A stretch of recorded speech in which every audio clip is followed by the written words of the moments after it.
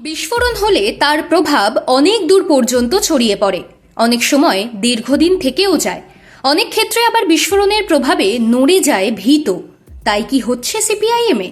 এই প্রশ্ন এখন গুরুতর হয়ে দেখা দিচ্ছে আলিমুদ্দিনে। সৌজন্যে প্রতিকুর রহমান।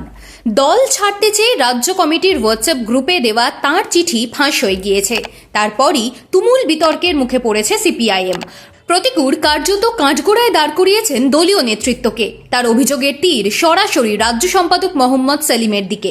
একাধিক ইন্টারভিউয়ে তিনি সেলিমকে নিশানা করেছেন, পক্ষপাতিত্ব নিয়ে অভিযোগ তুলেছেন।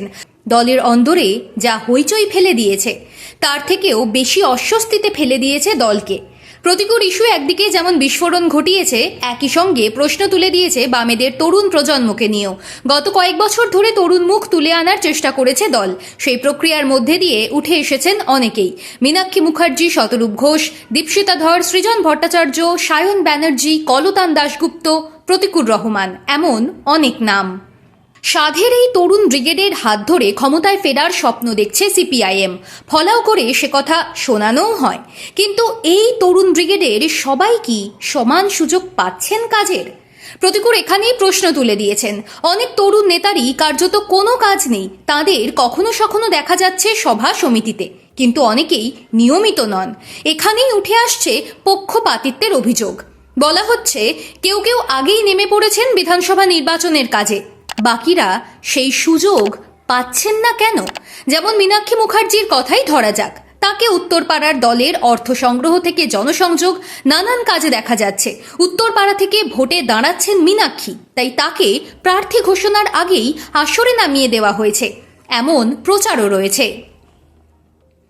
অন্যদের ক্ষেত্রে তা হচ্ছে না। দলের অন্দরেই কেউ কেউ এই প্রশ্ন তুলে দিচ্ছেন। এই ক্ষোভ কিন্তু ঘুরিয়ে ফিরিয়ে বলতেও শুরু করেছেন কোনো তরুণ। প্রতিকুর বলেছেন তাঁকে দল দীর্ঘদিন কাজেই লাগায়নি। এইরকম 12th ম্যান করে রাখা হয়েছে আরও অনেককে, এবং এই তালিকা ছোট নয়, বরং বেশ লম্বা। আর সেই তালিকায় অধিকাংশই তরুণ। কেন? কেউ কেউ বলছেন দলে কেউ ইয়েস ম্যান, তাই তাঁরা সুযোগ পান বেশি। যারা তা নন তাঁদের দূরেই রাখা হয়। এই অভিযোগ রাজ্য সম্পাদককে যে চাপে ফেলে দিচ্ছে সন্দেহ নেই। প্রতিকুর রহমান দিনের পর দিন কোণঠাসা হয়ে গিয়ে প্রতিবাদ করেছেন। অনেক তরুণ দিনের পর দিন বসে থাকার পর হতাশ হয়ে দলের কাজকর্ম থেকে সরেও গিয়েছেন। অজান্তে প্রতিকুর তাঁদের প্রতিনিধিত্ব করেছেন। সবচেয়ে বড় সমস্যা সেই সব তরুণদের, যারা ছাত্র বা যুব সংগঠনে মেয়াদ শেষ করার পর জানেন না কি করবেন। তাঁরা এসেছিলেন দলের আদর্শে অনুপ্রাণিত হয়ে, কিন্তু এখন আর বুঝতে পারছেন না কি করবেন। প্রতিকুরের বিপ্লব একটা গুরুতর প্রশ্নের জন্ম দিয়েছে। তারুণ্যই ভবিষ্যৎ বলে যে কথা সিপিআইএমের শীর্ষ নেতারা প্রায়ই বলেন, তাঁরা কি আদৌ মানেন? নাকি যারা ইয়েসম্যান হতে পারবেন তারাই শুধু প্রাধান্য পাবেন? প্রতিকুরের পর তরুণদেরই কেউ কেউ প্রশ্ন তুলে দিচ্ছেন, এই পরিস্থিতি কি বদলাবে, নাকি একই রকম থেকে যাবে?